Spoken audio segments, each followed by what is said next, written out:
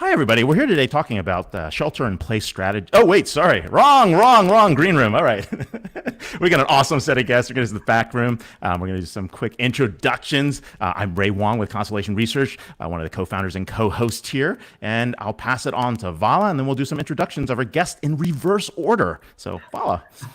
Hi, everyone. Vala Afshar, co-host DisrupTV. This is episode 199. This is 605 interviews in the making. Welcome. Looking forward to learning from some of the best and brightest people we know. All right. Last but not least, I think that we're going in that order. I'll make sure to do it right. Jonathan, we'll start with you. Where are you calling in from? What's going on? And you've got a book title right there. I do. Thrilled to be on. Great to see everybody. I'm with so many good friends here. I'm calling in just a few miles south of San Francisco in Northern California. It's a lovely, cool blue morning. Blue sky morning. That's awesome. Blue sky morning. And we got Karen. Karen, you're multi-author. We're going to talk about that later. But Karen, where are you calling in from? And of course, what are you talking about today? So it's great to be here for my debut appearance. And I am talking to you today from Indianapolis, Indiana, where it is a very hot Midwestern summer day, the kind that makes you want to have a popsicle. All right. Popsicles and popcorns. We're good. All right, Miguel. Yeah, I'm calling in today from Austin, Texas, but I'm typically based in New York. I'm here to talk about whatever you want to talk about. But on that intro, the best and brightest, I think I might be in the wrong green room. Nah. All right. Not at all. All right. So we're going to start with the countdown. 5, 4, 3, and we'll start, and we'll see people disappear, and we'll start the show. So thanks everyone for catching the green room, and we're about to go live. So, all right, Elle, do the honors. All right. Hello and welcome. Thank you for joining us on DisrupTV. My name is Vala Afshar. I'm the Chief Digital Evangelist at Salesforce and your co-host for the next hour. We welcome you to follow us on Twitter at DisrupTV Show. Send Ray, myself, and our distinguished guests your questions live using hashtag DisrupTV, and we'll do our best to answer. It's my pleasure to introduce my co-host. He's the CEO and founder of a Silicon Valley-based consulting company called Constellation Research. He's the best-selling author of Disrupting Digital Business. I regularly see him on Yahoo Finance, Fox Business, CNN. He's a global sought-after keynote speaker and one of the top futurists, in my opinion, on Twitter at RWA and G0. Welcome, Ray Wang, to DisrupTV. Hey, thank you very much. I'm here with the man who gives the best introductions in the business, Vala Afshar. He's the chief digital evangelist for Salesforce. More importantly, he's the one that everyone follows on Twitter. CIOs, CEOs, CMOs seek his awesome advice. More importantly, he's on Business TV. He's also a keynote speaker himself and an author. But more importantly, it's not about us. It's about our awesome guests, and we've got some very interesting topics and guests this week. Who do we have to kick off, Vala? We have one of our favorite guests coming back. It's a privilege for us to have Miguel Gamino, Executive Vice President, Enterprise Partnerships and Head of Global Cities at Mastercard. In his role, Miguel leads Mastercard's global activities with cities and the City Possible platform, forming public-private partnerships that drive civic efficiency, inclusivity, equality, and ultimately better quality of life. Now, prior to joining Mastercard, he serves as the Chief Technology Officer of New York City, leading the mayor's office of the CTO. He pioneered new civic engagements and innovation platform for New York City and stood as a voice of leadership in the tech policy, ensuring that technology could help New York City become one of the fairest big cities in America, strengthening the city's 8.6 million residents. So we're talking about a CTO of a city, but this could be a country given the population. Miguel's leadership in New York translated to a broad and complex portfolio of public infrastructure, digital and visionary initiatives, including broadband for all New Yorkers, smart city and IoT programs, and a comprehensive digital strategy that improved government service. Boy, could we use that now around the entire country. Prior to his role in New York, he was the CIO of the city and county of San Francisco. So he only wants to be CIO at places where you got all these people who think they're smarter than him, and these like tech epicenters in the world. No challenge at all. No challenge. And he's the founder of Council of Global City CIOs, so an influencer of influencers within CIOs. You can follow him on Twitter at MiguelGamino. Welcome back, Miguel. And I say welcome back because we're at episode 199. He was on episode 9. So he's one of the founding members of DisrupTV. Welcome back. Wow, you guys have been busy since I've been gone. What? Yeah, you're our first valid Hall of Fame inductee to DisrupTV, episode 9. 4 appearances. I mean, that's pretty impressive. Like 4 times on here. Well, you know, it's a good time to have this conversation about cities, and we're going to talk about smart cities later and work from home and all these other areas. But it's a great time to talk about this because, look, your devotion to public service, it's legendary, right? And now you're on the other side at Mastercard. You understand what the city leaders face. You understand the problems that they have. And as we move into what we're calling a post-pandemic world, what's really going on? What are the big challenges, really, especially as, you know, when we think about how density right now is kind of an enemy to public health, and things are about to shift in terms of how we buy or how we interact, how we get into cities or how cities are designed. What do you see? What are your big trends? Yeah, I think, you know, so first of all, thanks for having me. This is awesome to be back. It's great to be with the two of you, two of my favorite people in the business, so to speak. And the opportunity to kind of to talk with you all and with the audience is fantastic. And I agree with you that right now, kind of more than ever, this kind of cities topic is really critical because it's in the midst of a transformation, right? And some would even say existential for some kind of elements of it. I think, you know, density can be referred to or thought of as kind of an issue or an enemy at the moment. The truth is we're still, and I don't mean we, Mastercard, we society are still kind of learning what the real kind of cause and effect is of this virus. So there's more unknown, I think, right now than known. But at the same time, we can't wait around for those things to be discovered to find ways to act and react to what's happening. And so, you know, the fact is that people also have sentiment, right? So the one thing is the science of it, and the other is how people feel about that, right? And so density is challenged on a couple levels. One is potentially the science of it, which is transmission and proximity, and, you know, all the things that we've been learning at a breakneck speed over the last several months. But also just people's own kind of fear factor, right? I think there's the reality we have to recognize that people's behavior is part fact and part emotion, and the proportions of those things vary depending on the severity of the consequences. And so I think where before things like that were challenging in cities were people were willing to overcome them for the benefits of being in these environments. But when that consequence increased to public health, then I think a lot of those behaviors have been impacted differently. So we are absolutely, so public health no was doubt, the breaking point. So public health was the breaking point. I think it was. I think it was it wasn't about things being convenient or inconvenient, nice to haves, or even things like economic access and things. Those are super important. But all of a sudden you shift it to, you know, potentially life and death situations, and that's a different risk tolerance calculation, right? And it's particularly with a lot of unknown. So I think as things get better understood, I think we'll settle into whatever that new future is. But I think it's safe to say that I don't think there's not one day where it's going to go away and we're just going to automatically revert to the way it used to be. I think you know, some paradigms have shifted, some will shift back, others may have shifted permanently. Sure. And the pressure continues independent of the health pandemic. You know, 40 years ago, there were only 3 megacities, population of 10 million or more: New York, Mexico City, I think Tokyo. I think currently we're around 30, but it's projected by the end of the decade we could have 50 megacities. So you have this increased density going from 7.7 billion to 10 billion people.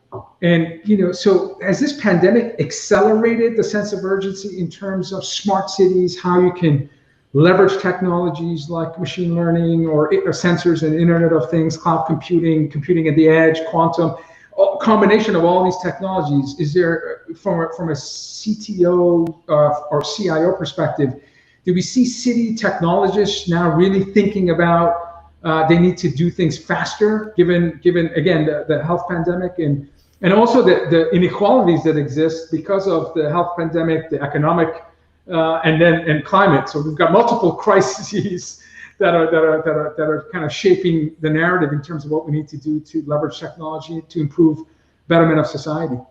Yeah, I think, you touched on it, Vala, that pre-COVID, I used to talk, one of not just mine, but all of us in this business, one of our key talking points was this urban migration, right?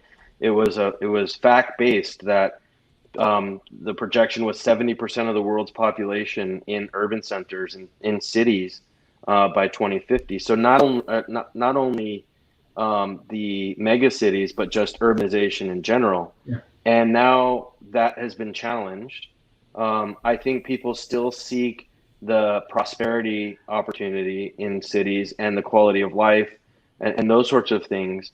But some of the calculus has shifted, and I think that these kind of tier two, and I don't mean that in a diminutive way, but these cities that offer this blend of urbanization and opportunity, but a little less density, or are able to address kind of the complexities of now this public health concern, I think are going to have a different trajectory. And I'm not a doomsday person. I'm not going to say New York is, terminal, but it is, again, fact-based that at least right now people have moved out of some of those cities for a whole host of reasons. Again, I think the consequence dynamic is really a driver. A lot of people who might have previously considered it for X, Y, and Z reason, all of a sudden this pushes it over the edge. And so the question will be, to your question, Vala,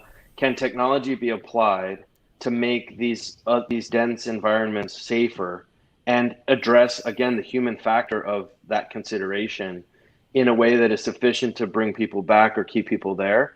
I think the answer is probably to some degree, yes, absolutely. And to another degree, there's an opportunity for this next wave of cities to capture that moment, frankly, and offer people what it is that they're looking for in this moment. I think, previous pandemics and other kind of major crises have shifted the landscape, literally and figuratively, of cities. We have sewage systems, waste management systems, and things directly as a result of a relatively similar scenario, a long time ago. And cities have recovered because they figured out how to use technology at that time to address the concern. And now and since then they had become safer and better and healthier and more resilient and everything else, right? I think this is another one of those moments that will push us forward. It won't necessarily hold us back. And that's, again, I'm an optimist. I'm the glass half full and filling kind of guy. But I also really believe that to be based in fact. And so, that's the last point to your question also, Vala, is I've had conversations in my current role with City Possible. We have over 160 cities that are members of our club, if you will, of our community. And so you can imagine my team, our company has in many respects become an extension of City Hall, 100 times over. And so we're in there with them, helping fight this battle. And so I've been in a lot of those conversations with people who now have my former roles, right? Yeah, sure. And it's not a matter of, we need to invent something new. Sometimes there's a little bit of that, but a big chunk of it, guys, is the stuff we have already wanted to digitize. Yeah. Right. And previously it was driven by convenience, efficiency, user experience, things that were important, but not existential. Right. And now all of a sudden it's public health and it's life and death. And now digital for the purpose of going touchless, completely different calculus in terms of our ROI, right? And so, from nice to have to a necessity. Yeah. So that digital conversation has morphed a little bit into a touchless conversation, but has also accelerated into we've got to have it now tied back to everything I just described in answering your question about how technology can, influence the flow of people in that urban migration, right? If they get it right and they get it right quickly and give people comfort that those urban dense settings can still be safe, then I think that will change the trajectory. It's a great point, right? I mean, some of the work you guys have been doing in City Possible, it's a private-public partnership. I think people should take a look at that. I mean, some great things, right? I mean, you guys are trying to figure out how to make mass transit digitize. You're trying to figure out how to solve some of the bigger challenges, with cities in terms of climate change and where they're headed in terms of emissions. So it seems like it's a lot of data. You guys are using a lot of data to get to these things, and it sounds like there's some opportunities in that data. Where is it underutilized, right? Where can governments take that data and prioritize and help use that to guide response to programs? So we launched something actually pre-COVID at the end of last fall, called City Insights, which is effectively just a platform, a framework for the use of data and to direct, to form insights that influence policy and investment and societal decisions. And had no idea that the pandemic was coming when we did that, but we knew at that time it was useful to steering these really important policy considerations and leadership points. Then fast forward to COVID, and the calls came in fast and furious and much more pointed, right? Yeah. We want to understand what is going to happen to our economy if we take what at that point was, potentially inevitable step of shutting things down. What is the economic consequence of that? And how do we understand where that consequence is greater and lesser? And so that even on the recovery, on the other end of this, we, the government, them, could understand how to target recovery steps. So it was truthfully, it was very comforting to me that I heard some governments thinking, 3 clicks ahead, and asking someone like us to feed into that thinking in a fact-based way. But I will also give the company and our team a lot of credit. The reason those conversations happened that way, that quickly, was we had already invested in creating the community and the trust base, the relationship with the cities. I joke, I tell people they didn't look us up on the internet and call a 1-800 number, right? And say, hey, who at Mastercard can I talk to help me with X, Y, and Z? Yeah. They had me on text kind of thing, right? Yeah. And people from my team. So that really changed the arc of engagement, right? That we could get to the point. Yeah. They knew the questions they could ask. They knew that they could ask even broader questions, and that we were in a position to respond authentically. And we did that in a really meaningful way with New York City in particular. Sure. We helped them really understand the tax revenue impact of all of this, because by the way, COVID didn't change the fact that they were going into their required budget process and timeline.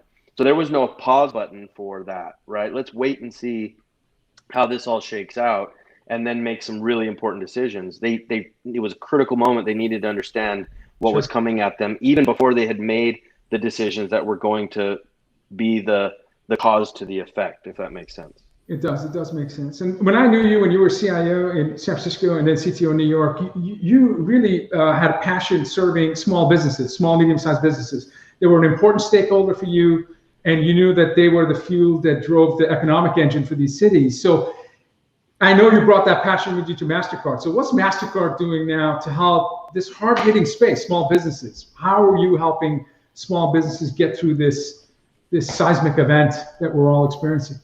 Yeah, so listen, small business has been an important thing for the company. And as you said, even in my personal kind of roles previously, for a long time, predating all of this. And that just became even more important now. And our CEO has been very public in saying, protecting and saving and supporting small business is absolutely critical to the economy, right? Not just our businesses, but just the economy at large. They're a huge employer, and the truth is that they are, the context in many respects to life, right? Like everyone has their favorite coffee shop and their favorite this and that is what makes it woven together in a special way. And so I think, right now they face disproportionately a lot of risk. And so we made a commitment recently to basically dedicate $250 million worth of resources over the course of 5 years to support small businesses. And that's a combination of technology and service and support, kind of all, a really well-rounded approach. It's not just cut a check and, good luck, right? It's a more holistic view of how we can help them.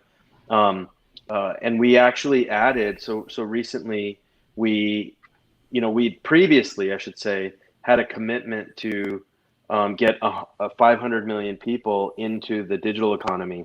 We recently doubled down on that and now declared that we will help 1 billion people enter the formal economy, and added small business to that commitment also. So awesome. From many angles, the company has been there and is now just kind of leaning in harder because this is about, again, protecting the economy, but in many respects protecting, our way of life. I think it's a bigger picture for sure. Congratulations. No, this is great.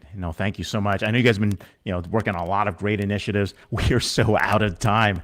We could be talking to you for a whole hour. It's amazing. Why is that 20 minutes feels like 2 minutes? Last time I was on, we challenged Elon to Wi-Fi on the moon. I don't know if you remember that. Yeah. Well, we need some kind of bold, challenge to someone, I think as the 5th or 6th richest man in the world, I think he could do that. I think he's got the satellite network. Something's going on there. We are here with Miguel Gamino, EVP Enterprise Partnerships and Head of Global Cities at Mastercard. You can follow him on Twitter at MiguelGamino. It's his 4th appearance, and he was on episode number 9. So, hey, thanks for being here. We're going to catch up later. And if you want to join us later in the green room when we get off, please feel free. But hey, thanks so much for being on the show. Great. Thanks, guys. Thank you so much, Miguel. Awesome. What a champion. Wherever he goes, things transform. Like whatever he touches. And speaking of someone who's transforming businesses by guiding CEOs and CXOs, our next guest is Karen Mangia, Vice President of Customer and Market Insights at Salesforce, a company that I'm familiar with, where she engages current and future customers around the world to discover new ways of creating success and growth together. Karen is an internationally recognized thought leader whose TEDx appearances, keynote blogs, and hands-on workshops reach hundreds of thousands of business leaders globally each year. I'm a benefactor as I sit in the audience and learn from her. Karen is the author of Success with Less.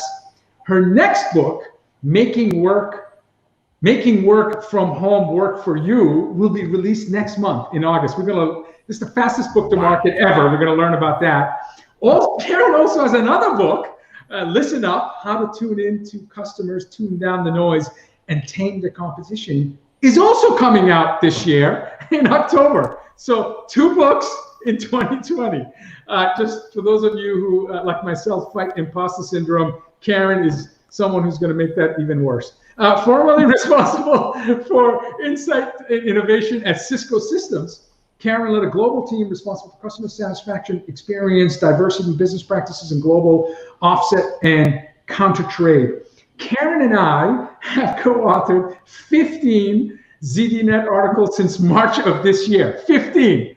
And the focus has been on future of work and how you can really achieve optimal performance while going through this incredible period that we're going through. Some of the most popular posts on ZDNet have been Karen's contribution to this effort. She's a fantastic follow on Twitter at Karen Mangia, KarenMangia. Welcome, Karen, to DisrupTV. Thanks so much. It's exciting to be here. And I feel like, 15 blogs into the written word together, we finally get to talk live. I mean, we've extended into a new medium with our thought leadership together. Karen, you've helped me get another 10,000 followers on Twitter. So thanks for all that you do. And let's keep writing. 500,000 is within sight, Vala. It is. He's getting there. He's getting there. We'll be talking about Vala and like all these social channels everywhere. No, we already are. But hey, look, how can people set themselves up, right? You got this awesome book, right? You wrote it. It's super, I mean, you got it out super quickly. We'll talk about that later. But I think the essence of the book really is we're working from home. It's not going away, right? And how do we set ourselves up for this long-term success where we can actually not just work from home, but work from anywhere? Well, I think that success is not a location. And the way that this whole situation got started, most people did not choose to work from home, right? It was something that was forced upon us. And I've observed that there's been 3 phases of that experience. And I think the first one was adrenaline. I mean, everybody was like, we are in this together. We will conquer this thing. We will do whatever it takes to keep our customers, keep business going. Phase 2, the honeymoon is over. It's like, you want to put is that why I'm tired? Right. The kids are in detention from homeschool until 2023. The dog will not stop barking. And if anyone else asks what's for dinner while you're on a conference call, you're going to lose it, right? I think we're in phase 3 now, which is people are asking, how long is this going to last? So to me, right now, setting yourself up for longer term success on work from anywhere starts with asking what's working and what's not working for you right now, right? At first, it might have been okay to work in your uncomfortable dining room chair or have the glitchy video that cuts in and out. And now people around you are upping their game. You know, your home office is your new context and is what's being reflected from there, putting you at your best. And I think putting you in a position to show up and collaborate and be at your best and help your teams and people around you do the same. You know, so you and I had a casual conversation 3 months ago where you said, I'm a member of the Salesforce Work From Home Council. And I'm like, what is that? I didn't know what it was. And you explained it to me. And you're like, we're trying to identify how 52,000 employees at our company can effectively, can be effective and have a peace of mind and be able to deal with anxiety and stress and help contribute to society. And I was fascinated. So I said, you know, we should write about that. Now, fast forward 15 articles. Again, some of my most popular articles have been due to your thought leadership. And then at the same time, 2 months ago, you pitched to your publisher an idea about a book, and you pitch it 2 months ago, and it's going out in next month. So from pitch to book on shelves is 60 days, which I don't know. To me, that's like record. I've never heard that. Never heard of this. Yeah. And, you know, I love your publisher. I know Jesse. Like, I have never seen anything go from pitch to hard book in 2 months. I mean, what was the pitch? What was the pitch? Well, you know, go ahead. Yeah, my question is, like, you are a poster, you know, a poster of someone who is disciplined, is optimistic, doesn't care about a pandemic. I mean, you care, but it doesn't stop you. You're a force of optimism and outcome and positivity. So my question to you is, where does that come from? Is it your parents? Is it like, were you a super athlete, like played professional sport? Where does this come from? I would love to tell you that I would be a great professional athlete, and it's difficult to tell on video, but I'm not that tall, and I don't think I look that threatening, even with the Sicilian last name and background, okay? What really motivates me is being a student of success. We talk about lifelong learning, and the topic that interests me most is how to be successful and how to find the best in others and help them do the same. And when you talked about success with Les, and I speak about it and, you know, tour and coach people on that topic, something that came to me is how much people want to feel that they're not alone, that they're not the only person struggling with something. And what motivated me so much when you invited, you know, the conversation about working from home is that I hear people talking about at a personal level and at a professional and organizational level, wanting to reinvent and wanting to, you know, get re-inspired or get more resourceful.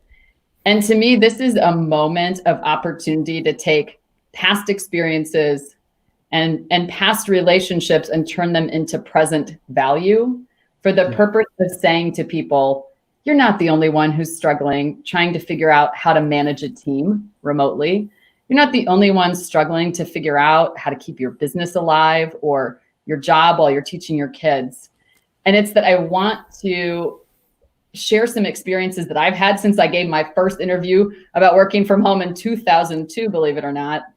Wow. And to feature some other people who are experts as well, to just say there is a path forward even in isolation. Yeah. And the beginning of that is connection. I mean, one of the things that happened with the blogs and creating this opportunity is you shared your platform and invited me to join you. And that's the idea behind the Working from Home book. You know, I'm sharing some expertise that hopefully serves people as you look forward and say, how do I get resourceful? You know, how do I find new energy and new ideas now that we know that this is here to stay? I'm going to share your secrets. I'm going to share your secret sauce for success in 10 seconds. You are successful because you're one of the most generous givers that I know. You give without expecting to get, and you keep giving and giving and giving. I've witnessed this since I've known you. So I'm telling you, being a giver is super important, and you're exceptional at giving. I see it all the time. Sorry, that was more than 10 seconds. Ray, go ahead. No, it's true. I mean, who meets someone up at 12 in the morning at an airport to go get food? She gives her time all the time to everyone. Unbelievably generous person. Yeah, unbelievable. Unbelievably generous. Hey, you know what? I was looking at when I was reading the book and, you know, was doing the review, there's a chapter that I think everybody should start with. I think it's like rituals, routines, and boundaries, if that's the one. And you had some work at home action plan that you tell people to think about. And I think it's really important because, you know, you're used to getting to the, you know, popping in, doing the commute, showing up at the office, saying hello, right? And suddenly you're like, holy crap, I'm home. What do I do now, right? And there's something to it. And I think a lot of people are struggling with that. Can you share a little bit more about that? Your laptop is now your pantry. What I'm observing with people is that every time you go by your pantry right now, because you're home more, those chips, those donuts, last night's carry-out leftovers that are judging you from the refrigerator are calling your name. And every time you walk by, you want a snack. I think your laptop and your job is like that too, right? You keep going by work because it's everywhere. And you take these little snackable bites. I'll just do one more email, just one more tweet, just one more conversation. And slowly what happens is you're grazing on work all the time. And when I think about rituals, routines, and boundaries, I mean, you may not have loved your commute to work, whether you were flying all the time or sitting in traffic or taking public transportation. The reality, though, is that commute signaled to you, I'm going to work and getting into a certain mode, and then I'm leaving work behind. And the reality is work is an invited guest, and it's only going to show up where you invite it. And if you don't have routines, rituals, and boundaries that say, hey, my go-to-work routine now that I'm at home, so I'm in the zone, mentally fresh and ready, looks like I make the coffee, I put on real clothes, I get in front of my laptop that's in a dedicated space, and then I go to work. And at the end, what's your transition ritual? How do you leave? Do you shut the door? Do you walk around the block with your family? Do you listen to a song? Do you read a chapter from a book? Whatever that looks like for you. You know, many people would leave the office, right, to go pick up your kids from daycare, or you would call your mom on the phone on your commute, and it would tell your brain, we're done working, right? We're going to turn it off for a little bit, and we're going to change the channel. And I think great leaders right now are building in some ways to both model that for themselves, but also teach their teams and give them permission to do that also. Because the reality is we have rituals and routines now, they just might not be purposeful. So I think it's about pausing to think what might serve you. And it almost strikes me when I look at, I think how all of us have been trying to live is, it's like if you're looking at this spinning fan, I mean, imagine it right now. There's a fan spinning as fast as possible in front of you. And imagine I asked you to like take this Post-it note and put it through the slats in that fan. I mean, what's the easiest way to accomplish that task? It's to slow down the fan. Right. Exactly. See, the exercise that we're all in right now without routines, rituals, and boundaries is we're putting our energy into making the fan spin faster instead of turning it up and saying, what's the most important thing that needs to go into that time slot right now? Hey, Karen, Vala, I'm going to have to return that book, great. Work From Home, Pants Optional. I guess that book has got to go out the door.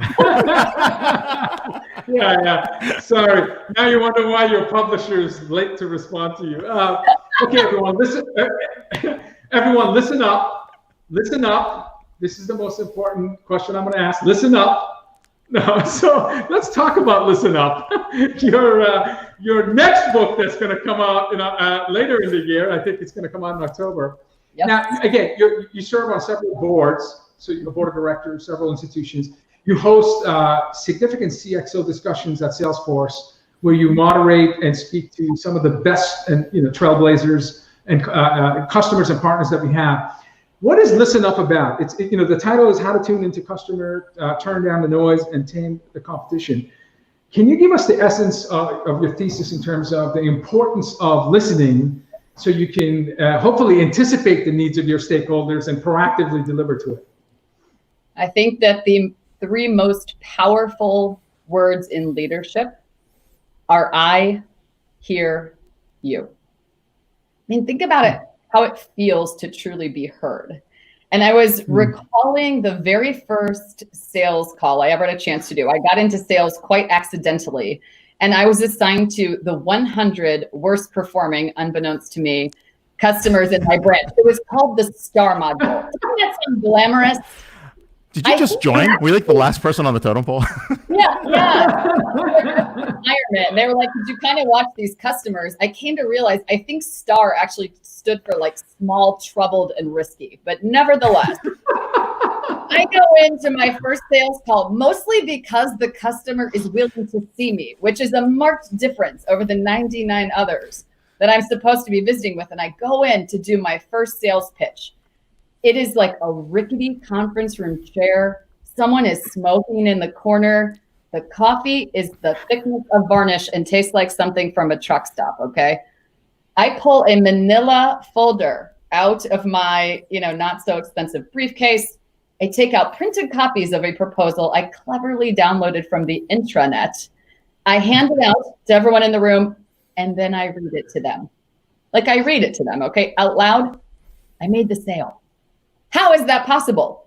Do you know why? The only part of that template you could customize was the customer's objectives and how your solution would solve for them. And because I had never met with customers before, I asked a lot of questions. And I did my research, and everything they said to me was revelatory, and it was like I was hearing it for the first time. So even though my pitch was terrible, they felt heard. And you know what? That beginner's mind is something that people with experience struggle with. And that's the heart of the book, which is this: how do you forget everything you know, no matter how many times the customer said it to you, no matter how senior you are, and truly show up and hear your customers without ego in the conversation or experience clouding your judgment because you just know what they're going to say?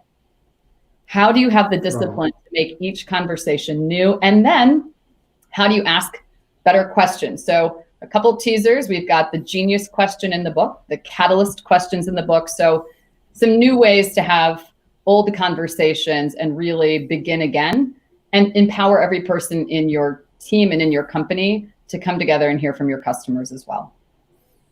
Very cool.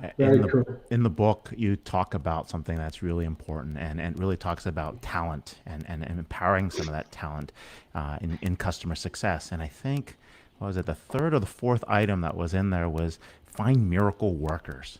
And I thought that was very important because I wouldn't say people underestimate or underappreciate good teams and good people. I think they just sometimes forget that they have them, right, when things are working, right? And to get someone and to bring someone into the team to do that, those miracle workers are pretty powerful. Talk about the miracle workers and what that means, and share with that, how's that important? So, well, I think right now it feels like for lots of us and lots of people watching that our customers need miracles, and they're hoping that we're going to be their miracle makers. And everybody has that inner genius. And the people who can solve some of the biggest problems that your customers face sometimes are unlikely people. They don't always see customers every day, or the change they're seeing is such a small step, but it really makes a big change for that customer. And so when I think about miracle workers and tapping into your inner genius, and everybody has it, I think it's about a couple of things. First of all, it's about having an organizational culture that says great ideas can come from anyone, anywhere, at any time. Bravo. And I think it also comes from making an environment where those ideas can come forward. And I'll use an example. Vala was talking about inviting me to do that blog. Well, because he extended his platform in that invitation, we started doing it. That created the opportunity to write the working from home book. Vala was kind of my miracle worker, right? And by the way, he's in the book as well. So be sure to stay tuned for what that looks like. But, he did that. So then I've got another coworker who said, hey, I'd really like to learn how to start some advisory boards. I've never done that before. Could you help me? And I thought, I know how to do that. And I talked about that in Listen Up as well, great advisory boards and hearing from customers.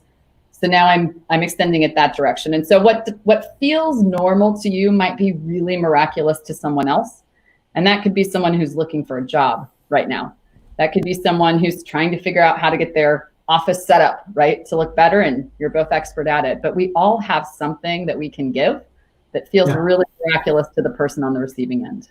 It's so true. It's so true. And you're a miracle worker, and thank you for your kind words. It's hard to have you on one show while you have 2 new books coming. So please come back when the books are out. We'd love to hear from you. We have to definitely bring her back. We have to bring her back. Karen Mangia, Vice President, Customer and Market Insights at Salesforce. Check her out on Twitter. Some great stuff. KarenMangia. 2 new books. Check them out. Working from Home. It's coming out soon. Listen Up. Definitely check it out. Very interesting forward. I'll let her share that with us the next time. So, hey, thanks a lot for being on the show, and hope to see you in the green room afterwards. Thanks so much. You're awesome. Thank you so much. She's Ray. It's just incredible. One of the smartest people I know, and just gives. That she's a giver. So speaking of giving, speaking of smart, speaking of someone both Ray and I admire, absolutely. We have Dr. Jonathan Reichental, who's the CEO of Human Future, a global business and technology education advisory and investment firm. Jonathan is a former chief information officer for the city of Palo Alto, and a multiple award-winning technology leader whose 30-year career has spanned both private and public sectors. Jonathan was named one of the top 100 CIOs in the world and named the top influential CIO in the US. He's also recognized as a global thought leader on a number of emerging trends, including urban innovation and blockchain technologies. Jonathan was recognized one of the 25 doers, dreamers, and drivers in government in America. He also won Best CIO in Silicon Valley Award and National IT Leadership Prize. His innovative work in government has also been recognized by the White House. Jonathan is an adjunct professor at several universities, including UC Berkeley and University of San Francisco. He co-hosts a popular podcast, Drinking Wine, Talking Tech. His current book, you see the logo, you see behind, Smart Cities for Dummies, is available in bookstores and online right now. He's a great follow on Twitter at Reichental, Reichhental. Welcome, Jonathan. Welcome back, Jonathan, to DisrupTV.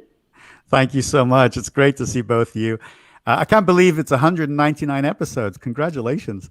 You were on episode 32. So again, when I think about Miguel and yourself, you helped launch DisrupTV. We really needed really super smart technologists. And so early on, we had a concerted effort of bringing big brains on the show. And you were on episode 32. So thank you so much.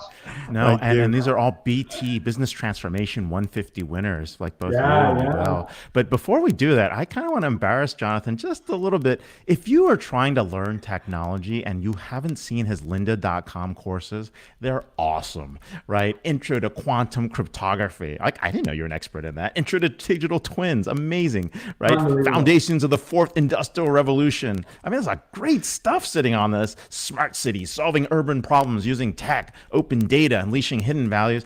Every class is amazing. And if you don't get a chance, definitely check it out before we jump into this interview.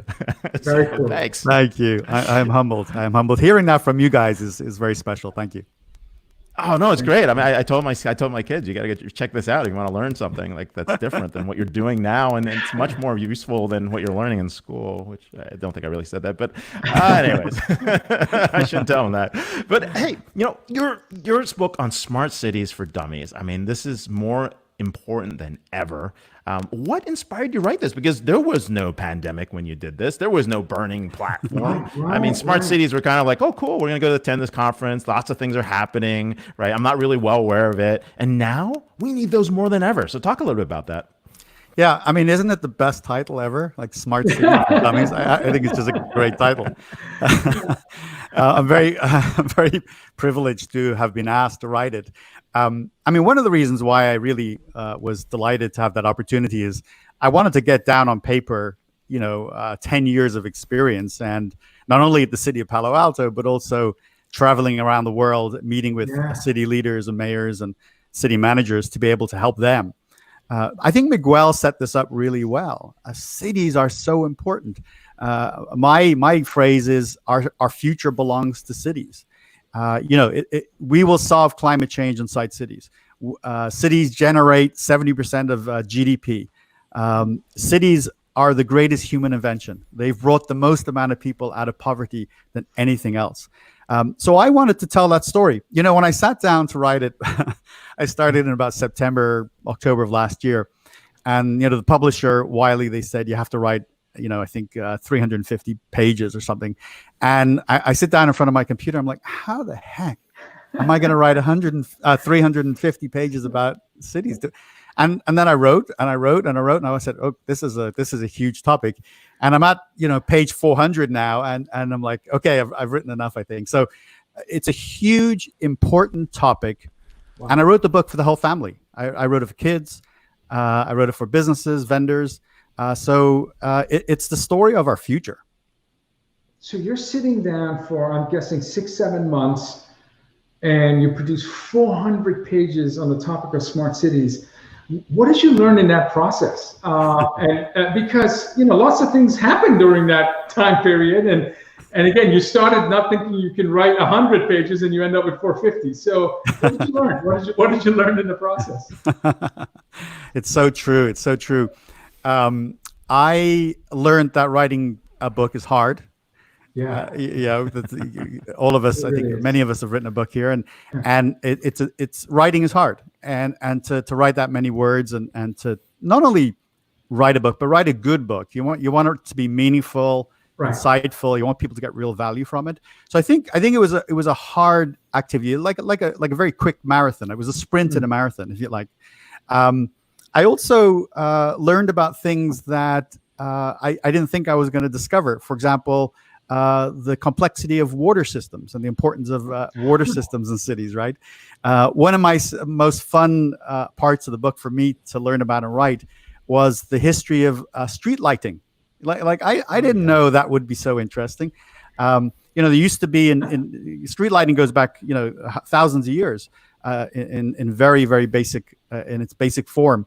And at one point, there were people, if you entered a town, if you were a stranger who entered a town and you needed to go from, I don't know, that bar back to your, place where you're staying, a person would actually take you and they would hold an oil lamp, and walk with you the whole way to your destination. And then it was really in France over the last few hundred years that they pioneered street lighting, and that's why the city became known as Paris, the city of lights. City of lights. That's amazing. Having lived in Baltimore, I'm gonna think of Baltimore some street cred. They were first, 1816 with Baltimore, then 1820 with Paris, if I remember. So, I now see World Economic Forum videos of smart lighting, where the city lights turn on only when you detect motion. So it's just so much advancements from somebody hosting you as a light host guide. Light guide to now like smart lights that are motion sensing. It's amazing. It's amazing. It is pretty cool. And, you know, speaking about that smart infrastructure and smart technologies, I mean, you pioneered a lot of these and tested a lot of these in the city of Palo Alto. What can you share about some of those interesting things? I mean, I know you told me some things, I'm not sure if they're all public, right? But there are some things around traffic and some things about lighting and some things about energy efficiency. And I thought they were pretty interesting. So, yeah, I'd love to share a couple examples. And you know, I worked at the city of Palo Alto for 7 years on the button, by the way. I joined on December 13th, 2011, left on December 13th, 2018. And so now I've left, and I'm writing, of course, teaching, and I have my own little business. So I could talk about all the things I couldn't talk about before. But you know, when I was wrapping up my work at the city, the city manager asked that, you know, we put together a portfolio of all our achievements. And you often, you know, as even Karen was talking about, we're so in a rush all the time, looking forward all the time. We don't pause and look back and reflect as much as we should. And my team put this together. And in my tenure, we developed 275 projects successfully deployed at the city of Palo Alto. Wow. I created this project management machine, as I like to call it, churning out lots of value. A couple of things I'm very proud of that we did was we were very much leaders in open government, making available data, making lots of ways for the community to be able to have their voice heard and to engage in activities. We were one of the leading cities at the time for putting together an open data portal so people could download data, they could build solutions, they could figure out information to bring for better decision making.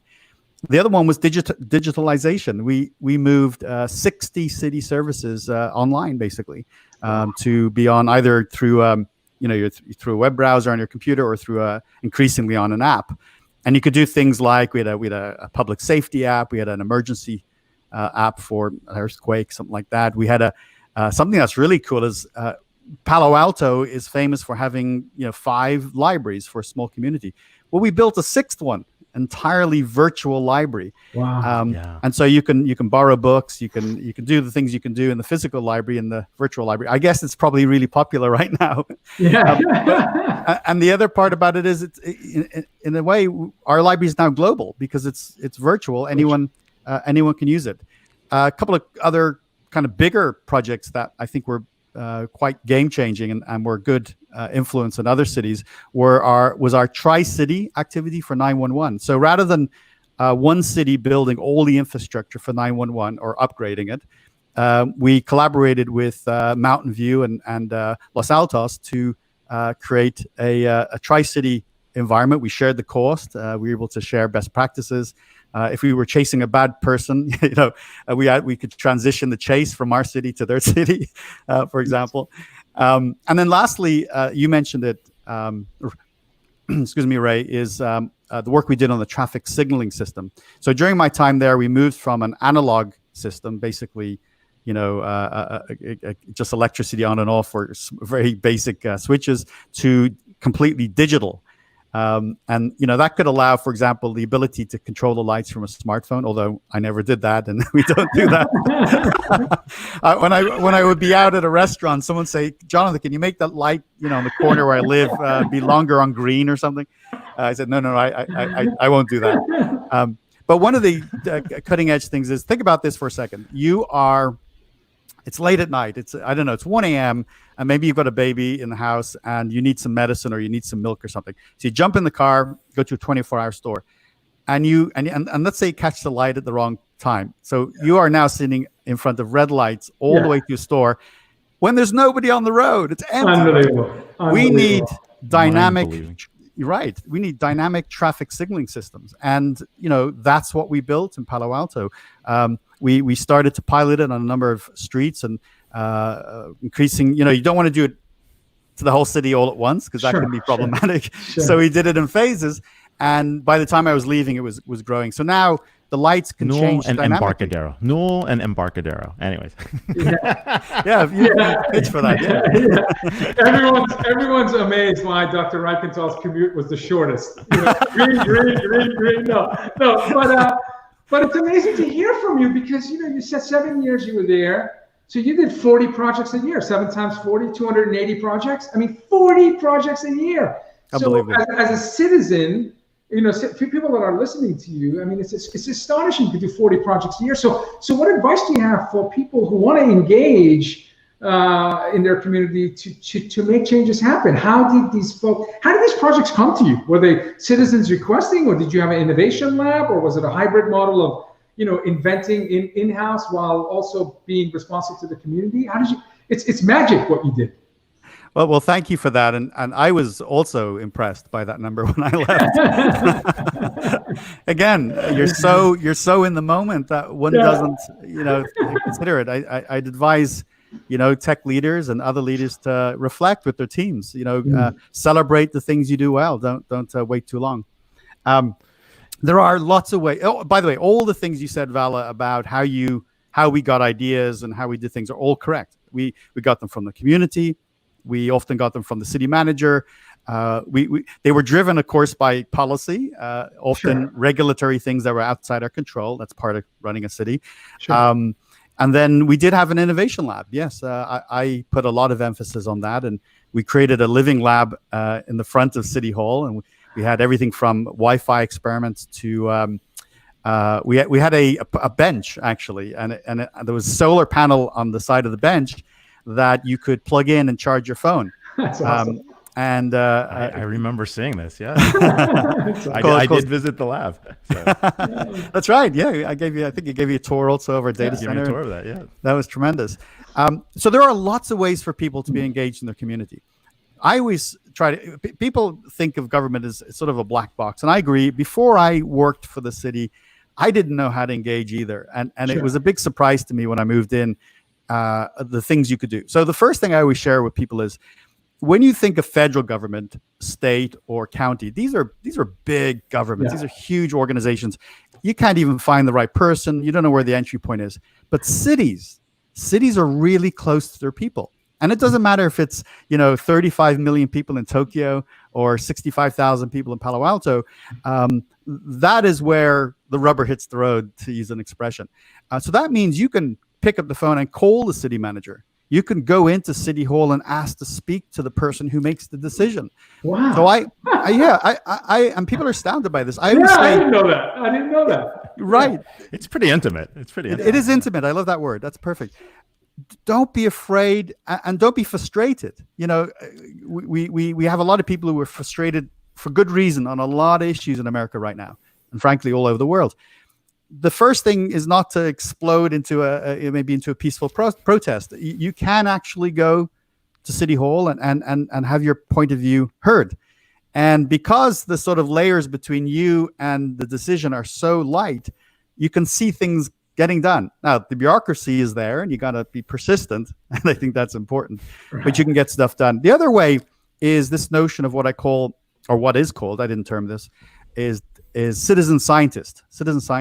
So more than ever, as a community member, and it doesn't matter who you are, what demographic you are, you have the ability now to be a game changer and a change agent and a problem solver, because you have the tools, right?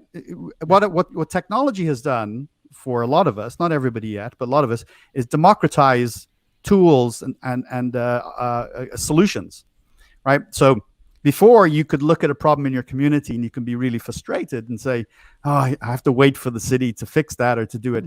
Today, you can say, I wonder if I can fix it. I wonder if I can build an app or a piece of hardware or a sensor that could actually fix this problem. And you know what? You can not only can you do it, you can build a business around it. And what I'm seeing in the work I do today is an entire urban tech / gov tech marketplace of these startups and people who are passionate about making a difference, building businesses. They're paying their salaries. They're making a profit, and they're doing something that really makes a difference. That's awesome. The book is great. You've been able to share how urban environments are being transformed. You're talking about ways to change quality of life. You've talked about, ways to set up a smart city strategy. There's a lot of great stuff in there. I wanted to get some questions. You apparently have a lot of fans here. Not this one. I know pants are not optional. But anyways, Tiago's got a great question, right? He's like, did the book change anything for you, right? New visions to discuss the book, any new materials based on what would have changed in the pandemic, anything that you would adjust? Yes is the answer. And let me quickly address that, because this is it's so interesting. First of all, by the way, shelter in place is a great time to write. So I know. you know what I mean? If you're a writer, shelter in place actually is a good thing. So I was able to write a lot of this, the remaining part of this book during the pandemic. But I'd written a lot of it before the pandemic. And, you start as you know, as publishers too, you kind of, you write the book and then the cycles of editing and reviewing are extensive. I don't know how Karen did it. We'll have to find out Karen's magic secret there. But that usually lasts a few weeks. So I would say the bulk of my material was finished, in March when the pandemic started to happen. And, it went to the technical reviewer and the various reviewers. And then my editor said, Jonathan, can you write something on the pandemic? And this might have been April. And so I took a look at the book, and there was some obvious sections where I did add additional content. I wanted to talk about supply chain in cities. That last mile is critical, and smart cities can make that last mile better. Talk a lot about deliveries and then transportation. And then, of course, with so many people working from home, and that seems like it's going to be something that will stay for a lot of us, we have to have good broadband. We have to have good internet connections, right? So I added that to the book. But Diego asks a great question. I have to do a revision of the book probably in a few months and write a lot more about this because the pandemic is happening in the places where people live, and that's cities. Related to that, real quick before we run out of time, VJ has a question. Can you touch upon how does work from anywhere trend impact the concept of smart cities in general existing setups? I think that's important. Yeah. Well, it's early. I think Miguel made this point excellently. It's very early to have strong views and recommendations on what's going to happen.